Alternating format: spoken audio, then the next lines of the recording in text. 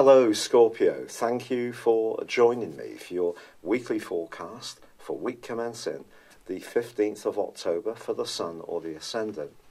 There's been a big emphasis so far this month in the more reflective part of your situation. And of course Venus has been tracking back in your sign, giving you food for thought around relationships, or perhaps your own needs, or even about your own identity, even about how you dress, appear to others. All of this may have seen you really quite ruminating, reminiscing even.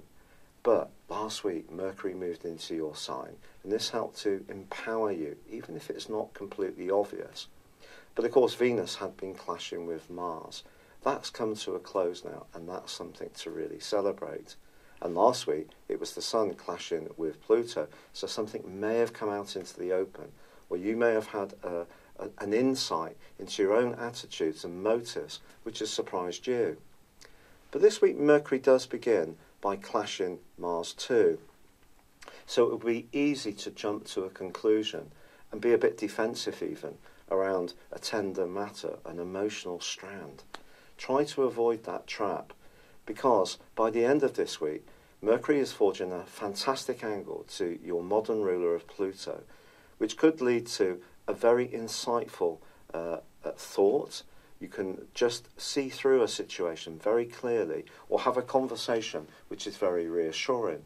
Also, Venus forges a very stable alliance with Saturn. Someone may not necessarily give you all the responses or the answers you want by the end of this week, but I think you will start to be a little bit more clear about what you want, or perhaps where you stand, all preparing the way for when the Sun enters your sign next week, which is something really exciting to look forward to. It's been a real pleasure being with you. Thank you for joining me. I'd love it if you would like or comment on this video, or if you yet to do so, please do subscribe to this channel. Thank you. Hello Scorpio, thank you for joining me for your monthly forecast for October for the Sun or the Ascendant. Welcome. This month begins with the Sun and Mercury locked away in a tender part of your scope, the 12th house. This is about the more subconscious side of ourselves. It's about the more spiritual area. It can be about reflection, meditation, healing, anything to do with learning about ourselves at a deeper level, which you have a natural inclination for anyway.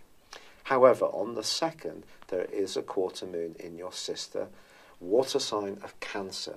It's possible that something that you feel a little raw about or emotional about can play a role from the 2nd through to the 9th.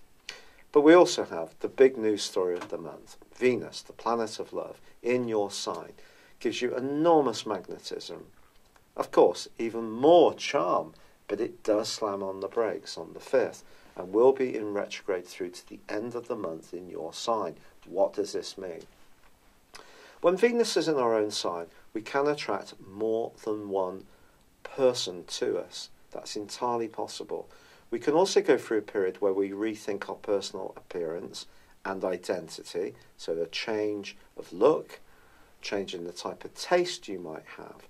You may think about your love life differently. You're thinking about your love life in terms of your needs, because Venus is in the 1st house. If it was in the 7th house, it's helping you to think about the needs of others. Now, in your 7th house, you have Uranus, the planet of the unexpected, which has been causing some tensions, but opportunities ever since the 2nd week of May. Of course, through to the end of last month, off and on, it had been clashing with your traditional ruler of Mars in a very spiky, potentially defensive part of your scope, a 4th solar house, where you've wanted to be a bit more rugged about expressing your emotional needs and opinions, and not necessarily being quite so reserved as you often can be about your personal feelings. You're certainly frank and to the point about commenting on others, but when it comes to your own feelings, you can be much more private. Now, Venus and Mars are clashing in the first 2 weeks of this month, so it's not just this retrograde. What does this mean? Mars in the 4th house is about family, emotions, home. Venus in your sign is about you. Finding a balance between those two areas, between the feminine and masculine sides of your personal expression, is the key, but also how you're receiving information from others. Now, on the 10th of this month, Mercury moves into your sign, and I think that's going to be a real asset, because Mercury in the 12th house can make us a little bit anxious.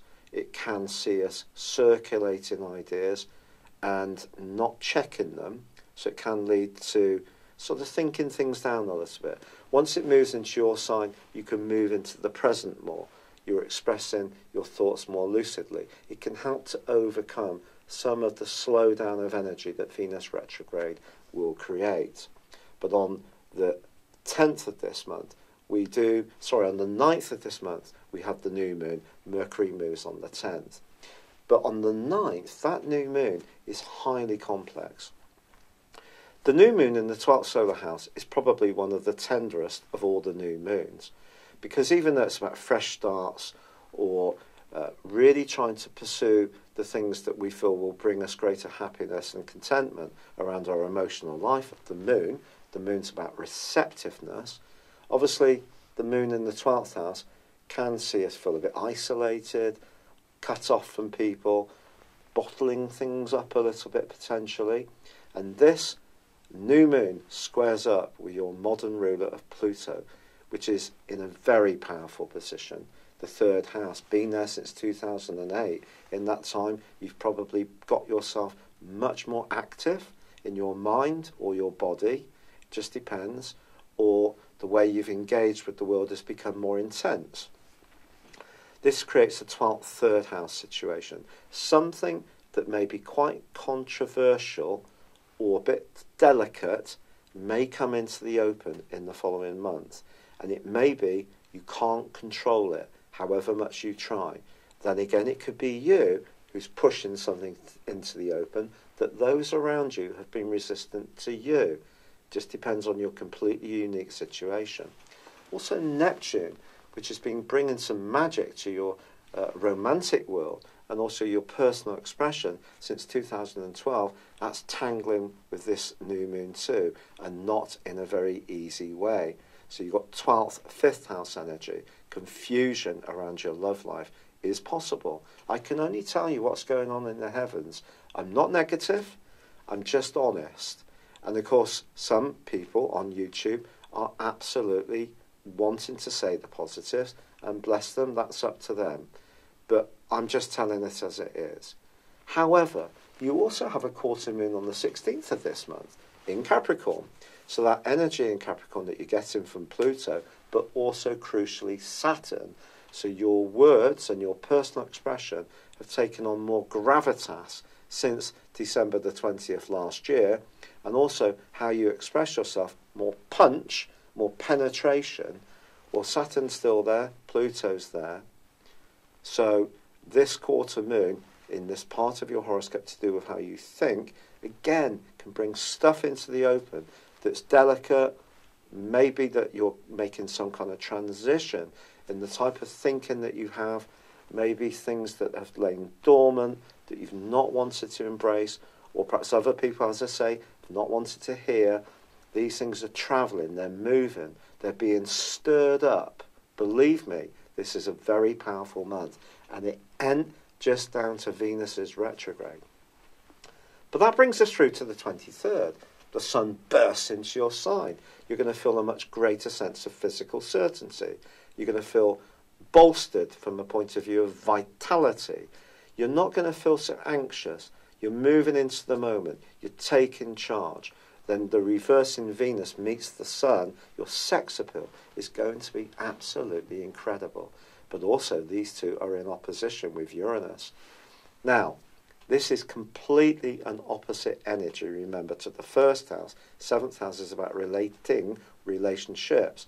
But Uranus is about freedom and independence. If you're in a relationship which is not meeting your needs and you feel stifled, you feel you can't be yourself, or you've just changed, this is a radical moment, potentially, in your whole life. Because this is pushing you to be more evocative about what's right for you.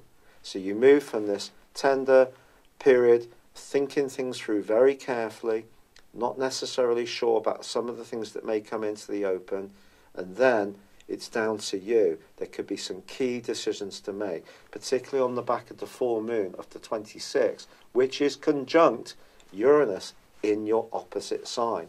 So it may be that someone you're involved with is a bit unhappy about you and is going to tell you in a forthright way. You can be very blunt. I have a lot of Scorpio in my horoscope, and I observe people's star signs and attitudes, obviously, avidly. And it never fails to amaze me how Scorpio people can be very private about how they feel and very outspoken about what they feel other people should be doing. Is this true of me too? Well, I am doing this, aren't I? So it must be. But this is a strength as well. But integrating your feelings and telling people how you feel and not feeling you have to squirrel them away out of sight is part of your transformation as a person with all that energy in the third house. It's pushing you to rethink, to be more radical about what you say. Radical doesn't mean bad. Nothing would change. Everything would stay the same. It would be stuck. And because you're a fixed sign, you generally like things to be the same. And then when big changes come, they tend to come in a huge way. And that is possible as this month draws to a close, because that opposition between the Sun and Venus, which is giving you awesome attraction of good things to you, with Uranus, is also dissecting on the axis across the North Node in Leo and the South Node in Aquarius. South Node in Aquarius, very close to Mars, is about freedom of emotion. The North Node in Leo is about you gaining recognition, acclamation. You need to be heard. It's a kind of mini Jupiterian influence. But we have a grand fixed cross. Something that doesn't want to shift is going to shift for us all. In the world in general, there's big changes coming. And I think things that have been hidden away for you are going to come into the open. And some of it may be about really coming to terms with who you are and saying, this is who I am, being more open about it, and it's absolutely fine. This is the way I am. It's exciting. You can almost regenerate your whole being. But I do think some things that are no longer working need to die and wither on the vine. And no sign understands transformation better than yours. But this is a very important month for transformation. And I do think it could be around relationships of all kinds, with a boss, an organisation, a partner, your attitude or relationship with yourself. They're all under review. It's been a real pleasure being with you, Scorpio. I'm so grateful for all the kind suggestions that have been made about my rheumatoid arthritis. It really has been quite a time. I'm now doing the CBD oil, been doing the turmeric, been doing that for some while. Found out it works better if it's heated, so putting it in soups and tea, using ashwagandha as well, and also serapes, and that's, I think, helping a bit. But I have taken the first lot of medication and it hasn't worked. So they want to put me on methotrexate. And if you know anything about rheumatoid arthritis, you know it's got a fearful reputation. It's a chemo drug. So we have to see how I do. I've got the next 3 or 4 weeks to try and test out the natural stuff just that bit more. But the inflammation is quite high still in my blood markers. But I'm so grateful for all your support. And it means so much. I'm sorry this video is late yet again. And I will endeavour to do better next time. But for now, good luck and goodbye. Hello, thank you so much for watching my video. I'd love you to join me at my Horoscope Ace app. You can find this at www.horoscope-ace.com. You can use it through Android, iOS, Apple or Facebook. Check out your ascendant or your moon sign, or download your free birth chart. There's all your favourite videos, plus there are daily, weekly, monthly and yearly horoscopes for general, love, Chinese and Indian astrology. If your passion is tarot, there's my brilliant 3-card money or love tarot readings too. And it's all there at www.horoscope-ace.com. Thank you.